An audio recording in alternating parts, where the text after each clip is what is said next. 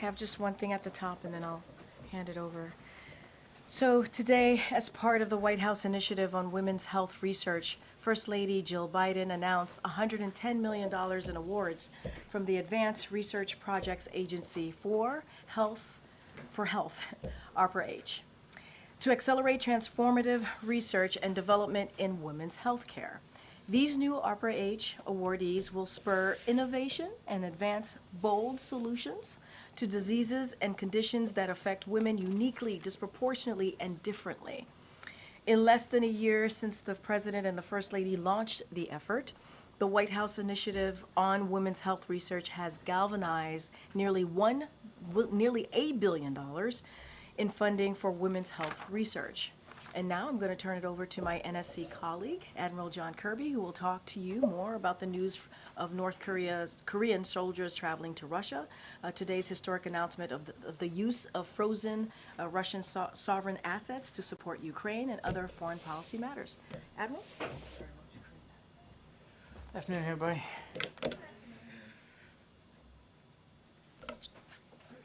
So just before I kick off on those issues, I do want to start by extending our thoughts to the victims of the horrible terrorist attack in Ankara, Turkey this morning. Our prayers are with all of those affected and their families, and of course also the people of Turkey at this very difficult time. Now, Turkish authorities, as they said, are investigating this as a possible terrorist attack. And while we don't yet know the motive or who is exactly behind it, we strongly condemn this act of violence. Now, I think as you have all heard earlier this morning, we have seen the public reporting indicating that North Korean soldiers are traveling to Russia to fight against Ukraine. We're working closely with our allies and partners to gain a full understanding of this situation, but today I'm prepared to share what we know at this stage. We assess that between early to mid-October, North Korea moved at least 3,000 soldiers into eastern Russia. We assess that these soldiers traveled by ship from the Wonsan area in North Korea to Vladivostok, Russia. These soldiers then traveled onward to multiple Russian military training sites in eastern Russia, where they are currently undergoing training. We do not yet know whether these soldiers will enter into combat alongside the Russian military, but this is certainly a highly concerning probability. After completing training, these soldiers could travel to Western Russia and then engage in combat against the Ukrainian military. We have briefed the Ukrainian government on our understanding of this situation, and we're certainly consulting closely with other allies, partners, and countries in the region on the implications of such a dramatic move and on how we might respond. I expect to have more to share on all of that in the coming days. For the time being, we will continue to monitor this situation closely. But let's be clear. If North Korean soldiers do enter into combat, this development would demonstrate Russia's growing desperation in its war against Ukraine. Russia is suffering extraordinary casualties on the battlefield every single day, but President Putin appears intent on continuing this war. If Russia is indeed forced to turn to North Korea for manpower, this would be a sign of weakness, not strength, on the part of the Kremlin. It would also demonstrate an unprecedented level of direct military cooperation between Russia and North Korea, with security implications in Europe as well as the Indo-Pacific. As we have said before, Russia's cooperation with the North Korean military is in violation of multiple UN Security Council resolutions which prohibit the procurement of arms from North Korea and military arms training. This move is likewise a violation. At President Biden's direction, the United States continues to surge security assistance to Ukraine. In just the past week, which I think you've seen, the United States has announced more than $800 million in security assistance to meet Ukraine's urgent battlefield needs. Now, looking ahead, the United States is on track to provide Ukraine with hundreds of additional air defense interceptors, dozens of tactical air defense systems, additional artillery, significant quantities of ammunition, hundreds of armored personnel carriers and infantry fighting vehicles, and thousands of additional armored vehicles, all of which will help keep Ukraine effective on the battlefield. And in coming days, the United States will announce a significant sanctions tranche targeting the enablers of Russia's war in Ukraine located outside of Russia. The Ukrainian military continues to fight bravely and effectively, and President Biden is determined to provide Ukraine with the support that it needs to prevail. To that end, The president announced today that of the $50 billion that the G7 committed to loan Ukraine back in June, the United States will provide a loan of $20 billion. The other $30 billion in loans will come from a combination of our G7 partners, including the European Union, the United Kingdom, Canada, and Japan. Now, this is unique. Never before has a multilateral coalition frozen the assets of an aggressor country and then harnessed the value of those assets to fund the defense of the aggrieved party, all while respecting the rule of law and maintaining solidarity. These loans will support the people of Ukraine as they defend and rebuild their country. And it's another example of how Mr. Putin's war of aggression has only unified and strengthened the resolve of G7 countries and our partners to defend shared values. And yep, that's it. Thank you. Sorry. I had an extra page in there and I wasn't sure where it was going. Is the assessment that the presence of North Korean troops can have a meaningful trajectory on the war? And then secondly, you've said earlier even that it shows a sign of desperation on the Russians. But does it also demonstrate North Korea's commitment to this burgeoning alliance with Russia? And is that in and of itself a broadening and discouraging concern for America? So on your first question, too soon to tell, Amr, what kind of an impact these troops can have on the battlefield, because we just don't know enough about what the intention is in terms of using them. So I think that's why I said at the top we're going to monitor this and watch it closely. To your second question, yeah, absolutely. As we've also said, yes, I've called this a sign of desperation and a sign of weakness. And it's not like Mr. Putin's being very honest with the Russian people about what he's doing here. I mean, Mr. Peskov, his spokesman just the other day, denied knowing anything about it. But we've also talked many, many times about the burgeoning and growing defense relationship between North Korea and Russia, and how reckless and dangerous we think that is, not only for the people of Ukraine, and clearly we'll watch to see what this development means for them, but also for the Indo-Pacific region. Thank you. With the U.S. diplomats in the region, Mr. Hochstein in Lebanon and the Secretary of State in Saudi Arabia now before Israel, do you believe there is a chance now for the ceasefire to be back on the table? And do you believe that with the demise of Mr. Sinwar and Hassan Nasrallah, you have better chances or worse chances for somebody to negotiate with? The ceasefire you're talking about, I'm assuming, is with Gaza. I mean, you have Lebanon and you have Gaza implementation 1701 and in Gaza. I mean, look, the short answer to your question, Nadia, is yes, and we wouldn't be engaged in this these diplomatic efforts if we didn't think there was still an opportunity here to get a ceasefire for Gaza that brings the hostages home and increases humanitarian assistance, and certainly a ceasefire between Israel and Hezbollah. And as for the implication that the deaths of the two leaders, Nasrallah and Sinwar, as President Biden said last week, that does open up, we believe should open up an opportunity to try to get there. But I don't want to sound too sanguine here. I'll let Secretary Blinken speak for his travels. He's still on the road. He talked about it a little bit today, that they had good constructive conversations, specifically with respect to Gaza while he was in Israel. But there's still a lot of work before us. Okay, and one more quickly. The number of civilians killed in Gaza was 779 in the last 20 days, especially in Jabalia. And the total number is 100,000 between the dead and the wounded. 90% of Gaza is destroyed. Does the U.S. still believe that Israel's strategy in Gaza is working? And do you still support it? We still support Israel's right and responsibility to defend itself against these threats, including the continued threat of Hamas. And we still urge Israel to be mindful, ever mindful, of civilian casualties and the damage to civilian infrastructure. And we're going to continue to work with them to that end. Has the U.S. made an assessment about the type of weapons training or what type of training the North Korean soldiers are undergoing in Russia that could potentially be used in Ukraine? And does this represent a new type of an agreement in terms of an information sharing agreement between the North Koreans and the Russians? I don't believe we have a very specific assessment at this time of the exact nature of all the training. There's 3 sites that we assess right now that this first tranche of about 3,000 are being trained. I think I could go so far as to say that at least in general terms, it's basic kind of combat training and familiarization. I think I could go as far as that and no further. But as I also said, we're going to monitor this and watch this closely. And obviously, if we have more information that we can share with you, we certainly will.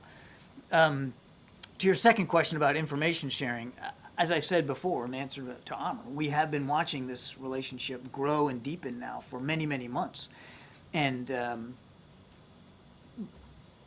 question that we're asking ourselves, and we don't have an answer for right now, is what does Kim Jong-un think he's getting out of this? And so you talked about information sharing. I mean, maybe that's part of this. Maybe it's technology. Maybe it's capabilities.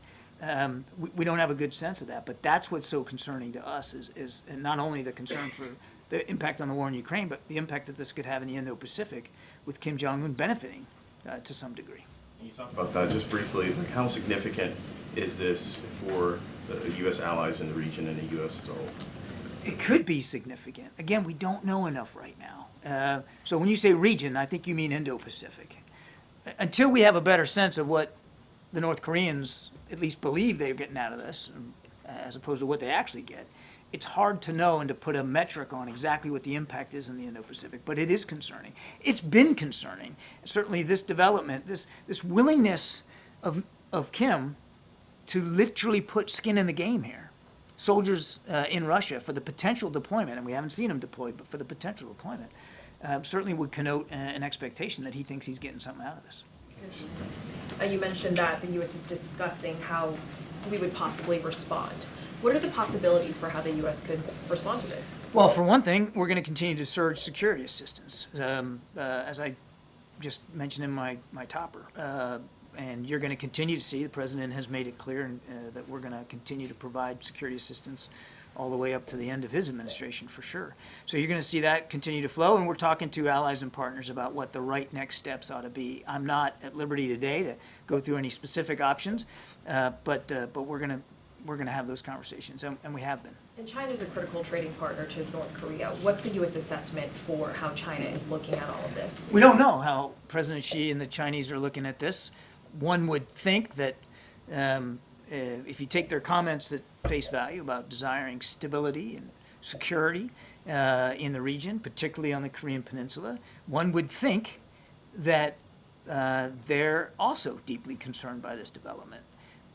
But you can expect that we'll be communicating with the Chinese about this, and certainly sharing our perspectives to the degree we can, and gleaning theirs. And local South Korean press is reporting that, according to intelligence, these troops, North Korean troops, lack understanding of modern warfare, such as drone attacks, and it's anticipated there will be a high number of casualties when deployed to the front lines. Too soon to know. I mean, we don't really know what they're going to be used for, where they're going to, if they're going to deploy, where they're going to deploy, and to what purpose. I can tell you one thing, though. If they do deploy to fight against Ukraine, they're fair game. They're fair targets. And the Ukrainian military will defend themselves against North Korean soldiers the same way they're defending themselves against Russian soldiers. And so the possibility that there could be dead and wounded North Korean soldiers fighting against Ukraine is absolutely real if they get deployed. Just to clarify something you said earlier about what Kim Jong-un possibly gets out of this, as far as you know, has he gotten anything in return? Well, I mean, from this particular move, I can't speak to that, MJ. I don't think we have seen any specific, quid pro quo with respect to this provision of troops. But we know that he and Mr. Putin have, again, been growing in their defense relationship. And we know Mr. Putin has been able to purchase North Korean artillery. He's been able to get North Korean ballistic missiles, which he has used against Ukraine. And in return, we have seen, at the very least, some technology sharing with North Korea. But what this particular development means going forward, we just don't know. We're going to have to watch that. And do you know if this came about because Putin specifically first asked for help, or whether it's that Kim Jong-un offered the help first? Don't know. Don't know what precipitated it, but I think it's important to remember that in the 3+ years that he's been fighting in and around Ukraine, Mr. Putin and his military has suffered 530,000 casualties. And as we're speaking today, he's losing casualties alone, not killed and wounded, 1,000 to 1,200 per day. Now, 530,000 is a lot. I mean, there were, in the American Civil War, there were like 620,000 killed. Just to put this into some perspective, this is 3 years fighting in Ukraine. 530 casualties is a lot. And he hasn't been fully transparent with the Russian people about this. And he hasn't been transparent at all with the Russian people about this particular move, about bringing in North Korean soldiers. So that he has to farm out the fighting to a foreign country, I think speaks volumes about how much his military is suffering and how uncertain he believes, how untenable he believes his situation is. And I guess just, if you had to guess, what would the training even look like given the language barrier? And once these North Korean soldiers are deployed, like what would the command structure It's a great question. I wish we had an answer to it. You're not wrong to highlight the language barrier. I mean, these aren't even similar languages. They're going to have to overcome that. It's not like they have a long, productive history of working together as two militaries, even at all. So that's going to be a challenge. Command and control is going to be a challenge. And this is not a challenge that the Russians have even solved amongst themselves. They're still having command and control challenges, logistics and sustainment, getting things to the battlefield, keeping their troops in the field. They haven't solved that for their own soldiers. So they're going to have to figure that out here too. If in fact they deploy, we haven't seen that. So there are some pretty big challenges they're going to have to overcome. And I had a quick non-Ukraine question. Do you think that Donald Trump meets the definition of a fascist? I'm not gonna talk about that stuff. John, there's concern among Democrats on the Hill that Donald Trump's team has not entered into these critical transition agreements with the White House that could potentially, in their words, endanger national security. Is that a concern of yours? Well, look, with the caveat that I'm gonna defer to Karine on anything to do with the election and the transition. That's really for her. All I'll say is that no matter how things play out in the election, the National Security Council under Mr. Sullivan's leadership is and will make sure we're ready for proper transition handover. And there are intelligence officials who have warned that foreign adversaries might be looking to stoke violence in the next 13 days ahead of the election. I saw the DNI assessment, yeah. What are you doing in preparation? Well, we're working hard across the interagency, as you might expect we would, to share information, not only inside at the federal level, but working very hard to make sure we've got good handshakes and information sharing at state and local levels as well. That's the last thing we want, of course, is to see any violence or protest activity that leads to intimidation and that kind of thing. So we're working hard, again, with local and state officials. Thank you. So would North Korea's possible engagement in combat in Ukraine trigger a bolder move from the White House, like decision to lift the restrictions on usage of American weapons? Yeah, again, number one, we're monitoring this closely, and that's where we are right now. I came and gave you a very honest assessment of exactly where we are, and we just don't know if these troops are going to be deployed against Ukraine in combat, and if so, where, when, and how. So, number one, we're monitoring this closely. I don't have any policy decisions or options to speak to today. I can tell you the last thing I'll say is that there's been no change to the president's policy when it comes to what we're providing Ukraine and how they're using it. John, why not? Why not greenlight the long-range missiles for Ukraine's use, which is Zelensky's #1 ask, as you're sounding the alarm about what could have far-reaching implications if North Korean soldiers go into Ukraine? Well, for one thing, Jackie, we don't exactly know what these guys are going to do. What else could they be there for? We don't know what they're going to do. We don't know if they're going to deploy into combat or not.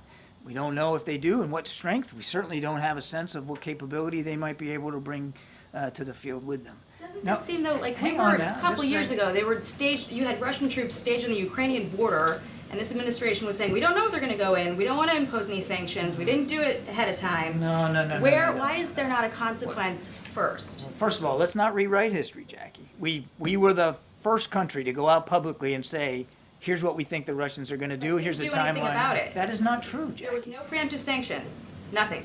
Jackie, that is not true. It's true we didn't levy sanctions originally because we were hoping that the threat of sanctions might deter or dissuade Mr. Putin. You lay sanctions on before the man makes a decision, then he might as well just go ahead and do it.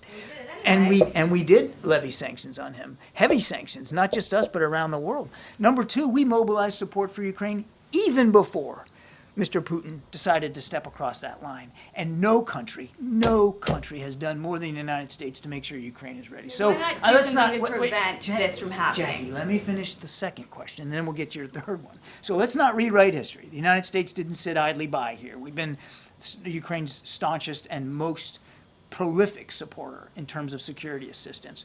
And as for the policy decision, the president remains, and we all remain, in direct contact with our Ukrainian counterparts. We're talking to them about what they need. As I said, we just announced $800 million more, and there'll be more coming in security assistance. I just don't have any policy changes to speak to today. Why would you not put a restriction on the type of target that can be hit, rather than the distance from a border that obviously Russia doesn't recognize, and you've got training happening with North Korean troops, I would assume, on the types of military installations that would be fair game if that decision was made. Again, we'll see what the Russians and North Koreans decide to do here. As I said earlier, if these North Korean soldiers decide to join the fight against Ukraine, they will become legitimate military targets. Jackie, we gotta go. Yeah, thank you. John, would you still describe the Israeli operation in Lebanon as targeted? I'm sorry. The Israeli strikes on Lebanon, would you still describe them as targeted? Again, I'm not going to get into scorecarding each and every strike that the Israelis take. I'll just say a couple of things. They have a right to defend themselves. There are legitimate threats that Hezbollah still poses to the Israeli people. I mean, rockets and missiles are still being fired at Israeli cities. So let's not forget what Hezbollah continues to be able to do. That's number one. Number two, we have said many, many times that we don't support daily strikes into heavily populated areas, and that remains the case today. We still pose, daily strikes into densely populated areas, and we have had those conversations. Secretary Blinken has had that exact conversation when he was in Israel for the last couple of days. We'll continue to press the Israelis on that. Hi. So the interest from the frozen assets, does it apply only to the European Union or also the U.S. assets? It's for all the frozen assets. Also in the U.S.? I believe so. Because this morning I thought Dalip Singh said just European Union, so I wasn't sure. Okay, you know what? Let me take the question. I can't even balance my checkbook at home. So. Okay. Thank you. I wanted to ask about Kursk specifically with the North Korean troops in Russia. Russia and North Korea have this mutual security pact. If they were to use North Korean troops against Ukrainians in Kursk, would it be legitimate to try to reclaim sovereign territory, or would that be seen as an escalation of the war against Ukraine? Yeah, I don't want to get ahead of where we are right now and hypothesize what these troops may or may not be doing, and if the Russians are going to deploy them, where they're going to deploy them, whether it'll be inside Russia or inside Ukraine. Let me just please go back to what I said before. If these North Korean troops are employed against Ukraine, they will become legitimate military targets. Jane, you have the last one. Thank you very much. I had a lot of patience. Well, you're about to jump out of your seat. Thank you, John. This seems like a fair day for Jamie. Truly. On same topic on North Korea, the chairman of the House Intelligence Committee recently sent a letter to President Biden requesting a briefing regarding the seriousness of North Korea's troops deployment and the neglect of the Korean Peninsula issue. What is the White House's response to this?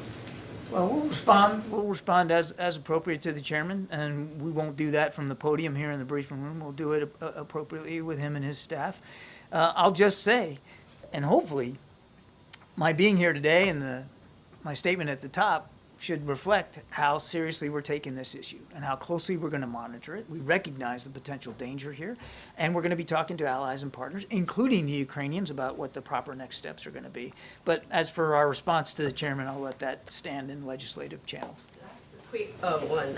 Your colleague said at the State Department briefing that the United States does not reflect other countries' intelligence analyses.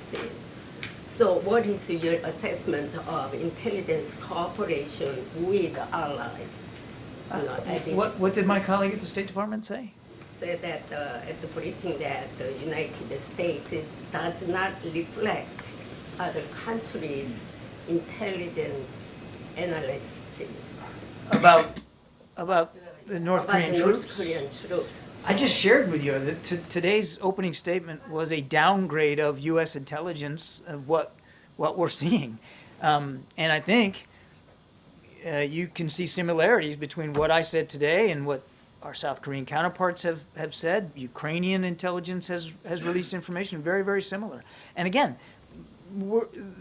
today isn't the end of this conversation. It's quite frankly the beginning of the conversation that we're going to be having with allies and partners, including through the intelligence community. Thank you so much, Admiral. Thank you. Go ahead, Toulouse. Thank you. Thank you. Give me 1 second. Let's let Toulouse take. I know he's been waiting patiently on the sideline. We don't have much time because I have to be in the Oval in about 20 minutes. But go ahead. Can I ask you about the McDonald's outbreak, the E. coli outbreak? Yeah. And this follows a couple of big ones that we've seen over the summer, including Forest Head. I think there's another nationwide one. Is the president tracking this? And more importantly, how confident should Americans feel about the food supply right now? So what I would say is the administration's top priority. Its top priority is to make sure that Americans are safe.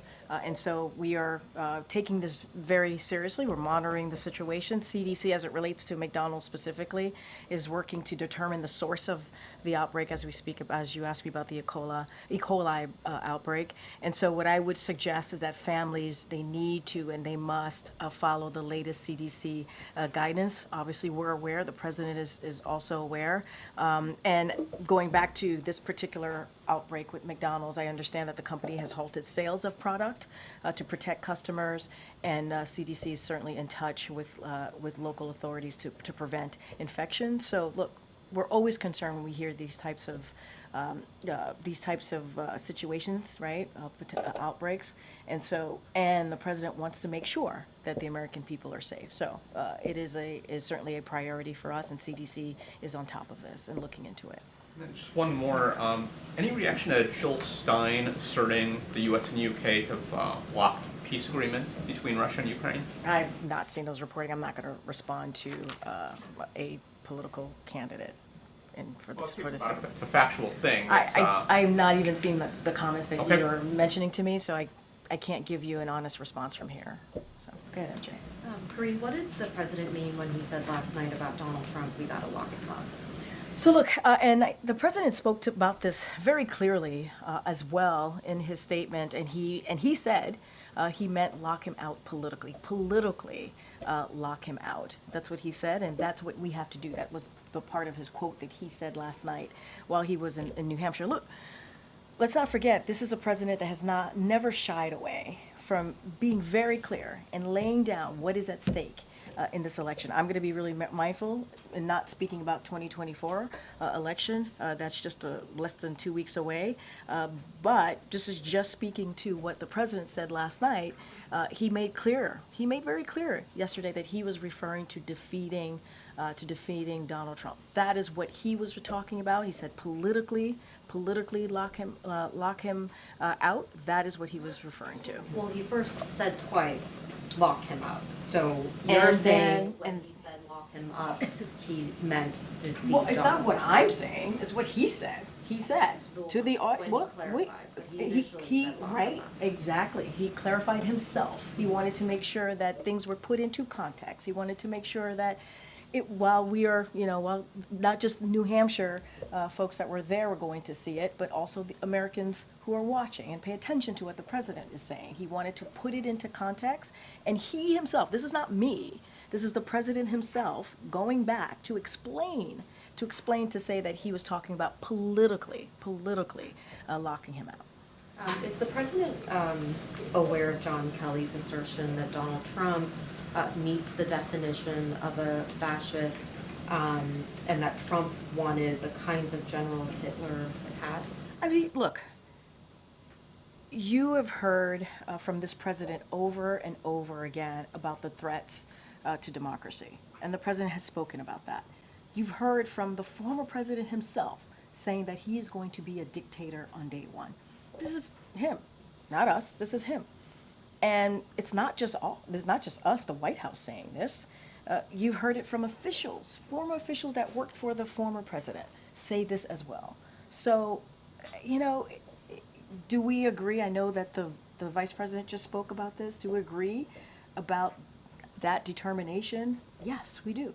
We do. Let's not forget, I will point you to January 6th. What we saw on January 6th. 2,000 people were told to go to the Capitol to undo a free and fair election by the former president. It was a dark, dark day in our democracy, and a dangerous one. We have people who died because of what happened on January 6th. And, we cannot forget that. We cannot forget that. And so, and I will add this, that, and I can't believe I even have to say this, but our nation's veterans are heroes. They are heroes. They're not losers or suckers, they are heroes. And to be praising Adolf Hitler is dangerous, and it's also disgusting. So just to be clear, when you said we do agree, President Biden believes that Donald Trump is a fascist? I mean, yes, we have said, he said himself. The former president has said he is going to be a dictator on day one. We cannot ignore that. We cannot. And we cannot ignore or forget what happened on January 6, 2021. That is real. Real people were affected by this. Law enforcement who were trying to protect the Capitol, protect elected officials in the Capitol, congressional members, senators, House members. Their lives were ruined because of that day. Because 2,000 people, again, 2,000 people were told by the former president to go there, to find the former vice president, to stop a free and fair election. That is what happened. Some of your colleagues were there, reported it, and saw it for yourself. We cannot forget that. You talk about the context of the president's comments yesterday. I want to put them in the fuller context as well. The president went to New Hampshire to make a policy argument against Republicans on the issue of prescription drugs, but the majority, more of his comments yesterday were really some of the most dire warnings we've heard from this president yet about a return to a Donald Trump presidency and what it would mean for this country. He talked about world leaders pulling him aside, saying he can't win. He talked about the concern, what it would mean for future generations of America.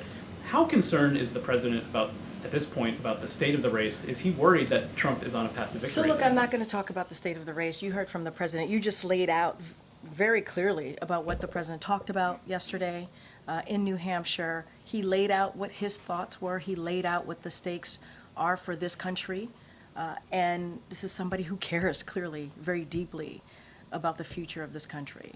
And so I'm not going to get into what he thinks about the race in this current moment. That is not something that I'm here to do. I am no longer a political pundit. I am the White House press secretary. I speak for the president, but obviously I cannot speak to the 2024 election. And you did talk about something else, right? Where you talked about what he went to do on the official side. And I would read you some quotes here, some headlines that we saw in New Hampshire today from New Hampshire Press, which I think is really important. Biden Sanders tout prescription drug cost savings at New Hampshire event. Another one, Biden and Bernie Sanders highlight lower prescription drug costs in New Hampshire stop. That is important. The president wanted to go to New Hampshire to talk about what he and the vice president have been able to do in more than 3.5 years. Lowering prescription drugs, beating Big Pharma. He talked about the Inflation Reduction Act. By the way, no Republican voted for that. Now it is popular with Democrats and Republicans, and this is something that is going to change people's lives. And so that's what he was there for. He talked about, let's not forget what they've been, other things they've been able to do, whether it's the bipartisan gun violence protection, being able to do that in a bipartisan way, and dealing with COVID, that put our economy in a downturn. And this president has been able to empowering the economy. And we are now leading as a country in the world when it comes to the economy. So I think he was able to do both things. I think he was able to speak his mind on the political, nature of where we are right now, which he spoke to. And I think people in New Hampshire got a sense of what the president is trying to do on behalf of them in talking about lowering costs. We saw that in the New Hampshire papers. So it broke through, and I think that's important. You were with the president last week in Germany when he Yes. says he had these conversations with world leaders expressing their dire concern about the election here. What has been his response to those world leaders about that? I'm not going to get into private diplomatic conversations, and I will just leave it there. I'll ask you, NBC News is reporting that the vice president's likely to spend election night here in Washington, perhaps at her alma mater of Howard University. Do we have an understanding yet of where the president will be and how he plans to vote? As soon as you all know, we certainly will share that with all of you. I will say is that the president is certainly looking forward to casting his ballot in Delaware. And so once we have the full information on what his day is going to look like, or what the last couple of days leading up to November 5th will look like, we certainly will share that with all of you. Since we're talking about scheduling, it is traditional for the president to hold a press conference. Oh boy, I knew that was coming. Can't stop one. You weren't here for the drop by. Were you here for the drop by? Yes, I was. It was great. We'd love to see him again. And you know what? He had a really good time. He enjoyed it.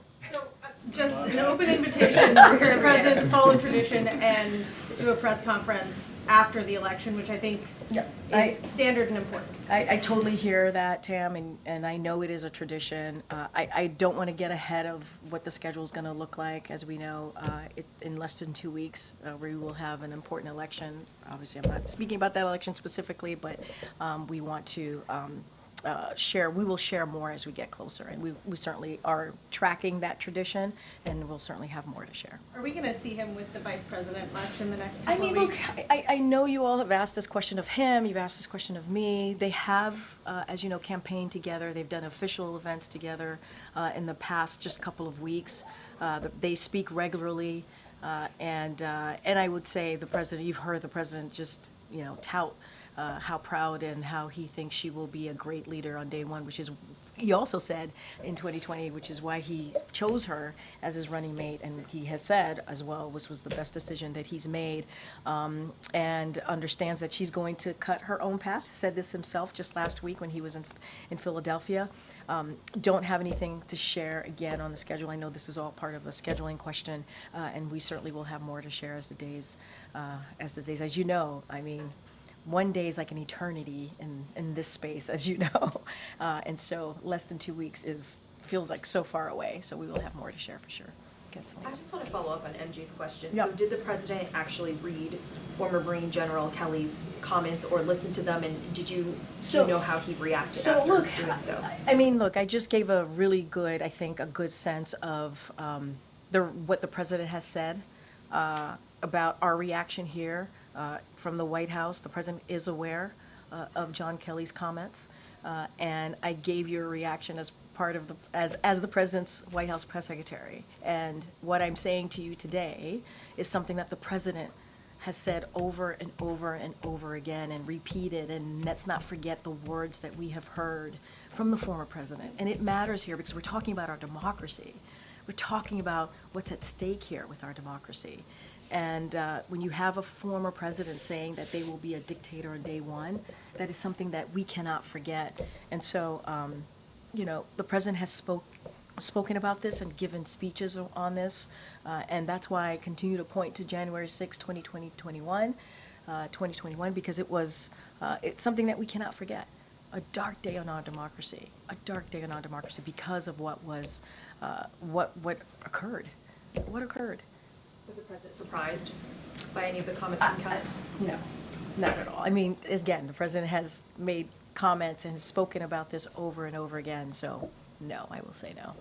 Go ahead. Thanks, Karine. Elon Musk has been, campaigning with former President Donald Trump, and he is offering $1 million to voters. I just was wondering, has the president expressed any concern to, this interference by Elon Musk? And I don't know if he, the administration maybe has any plans or has discussed maybe how to sort of maybe move forward with what Elon Musk is doing with the So $1 million. on this particular question, I'm going to have to refer you to the FEC.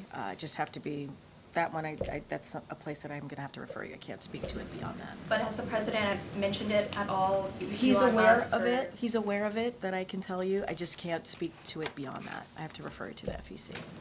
Okay, Jeff. And you've taken questions today, and obviously throughout the presidency, President Biden has talked a lot about democratic institutions. I'm just curious if between now and Election Day, the president's going to speak sort of more broadly about the confidence in the votes being counted accurately. Well, the president's talked about this. He believes in our institution. He believes in this will be a free and fair election. He's talked about this. We have to give the American people, who some of them are voting right now, to make sure that they have the confidence in their vote and how important it is to cast their vote. I'm not going to go beyond that, but I think the president has been very clear about that. But you don't, as we talk about schedules, there's nothing sort of like a big sort of, because he's done these types of addresses on issues like this before. So I'm just curious if like this is a time that he No, would do that. I hear you, and I hear you're talking about the moment that we're in, and if the president's going to speak about it in a more formal way in remarks in a speech, I don't have anything to share with you. But he's been very clear about having the confidence in our institutions. And so I'll leave it there. Go ahead. Just want to ask you briefly about congressional outreach for the $10 billion that would be military aid. Has the White House started that process, reaching out to members of Congress to get their buy-in to kind of help expedite this process? I mean, we're in regular touch with congressional members about any type of initiative that we're trying to push through, especially if it involves Congress, obviously. I don't have anything to read out to you at this time, but we are in regular conversation about a myriad of things when it comes to legislation, things that we're trying to push forward again. Certainly that is important to the American people. I just don't have anything to share at this time. Just a quick 2024 question. You said the president's going to vote. It's a scheduling question. Yeah. Will he vote You guys are very into schedules today. Yeah, I know, into voting- POTUS schedule. Early voting starts in Delaware, obviously, this week. And will he vote early before election day? As soon as we have something to share, I will certainly share that. I appreciate the effort here. The president, I could say for sure, the president is looking forward to casting his ballot. And when we have more to share about his schedule, I mean, the president can't not just go vote and not for you guys not to know, right? So you guys follow him wherever he is, which is good, which is a good thing. Go ahead. Thanks, Karine. The former president described the vice president as lazy as hell yesterday. She had a day when she was not on the campaign trail. I was going to give you an opportunity to respond to that. I would check the source. Pay real close attention to who's saying that. That's all I'll say. Okay, another question about the vice president's interview with NBC.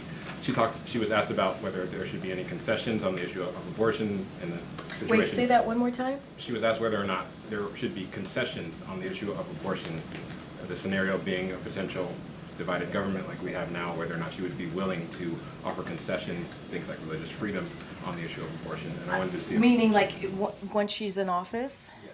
Oh, look, I'm not going to get into hypotheticals. It's not, that is something that certainly, when she is in office and becomes and all of the things happen, I'm not going to get into hypotheticals. She's going to make her own decisions and decide what's best for the American people. I can't speak to that at this time. Not going to get into hypotheticals.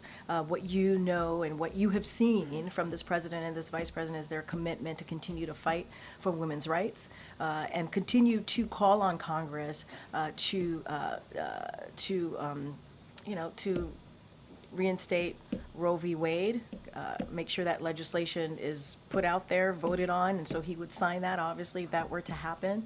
And so that is what they both have asked for. That is what we've been saying during this administration. And she has been obviously a passionate fighter on that issue. understanding what this means to women, understanding what this means to people's rights and freedoms, and so has this president. And so that's what we're going to continue to see. You just heard us. I forget all the days come together recently. Talk about how we're expanding in the ACA for contraception, because understanding how important that is to women and families, or women and Americans who are trying to make decisions on their family or how to move forward, and they should have that right.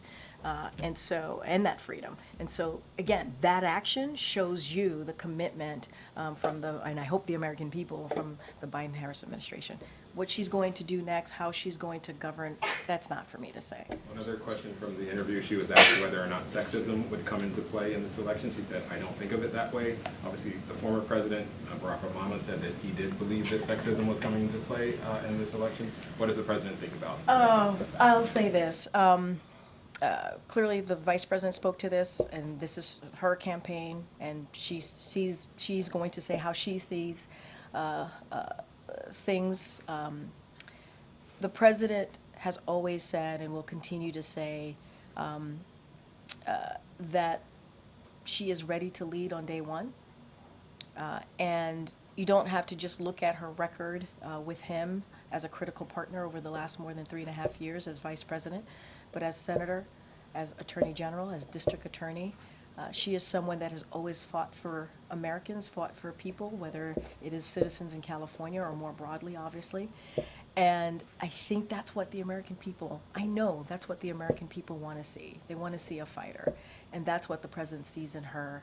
And again, just look at what we've been able to do in the more than 3.5 years when it comes to trying to beat back COVID and make sure that we all could come together in this room again without masks, and make sure that was a strategy to deal with this pandemic, turn the economy around because of this pandemic, make sure that schools were open, businesses were open. Now we have a record number of people applying to open up small businesses. They're doing that because they believe that the economy is working for them. Nobody wants to open a small business if they don't think the economy is working for them. Now, there's always a lot more work to be done, and we're going to continue to do that work. You saw what the president did with Senator Bernie Sanders in New Hampshire, in Concord, New Hampshire, answering and laying out what the Inflation Reduction Act has been able to do, saving people $1 billion because of that Inflation Reduction Act, which I may add, Republicans did not vote for. They did not vote for it. I know I'm getting the poll here. Go ahead, John. Thanks a lot, Karine. What's the level of concern that the administration has about election interference specifically from Russia? I mean, we spoke to that. We made an announcement on what we were seeing from Russia on election interference. We sent a very clear message on that just a couple of weeks ago. So obviously that is something that continues to be a concern. We will speak loud and clear about that, as we did just a couple of weeks ago. But we also want Americans to know that to trust the institution, and that's what the president is going to continue to say, and also continue to lay out the stakes, what's at stakes. Okay, thanks everybody. Hopefully see you on the road. Great.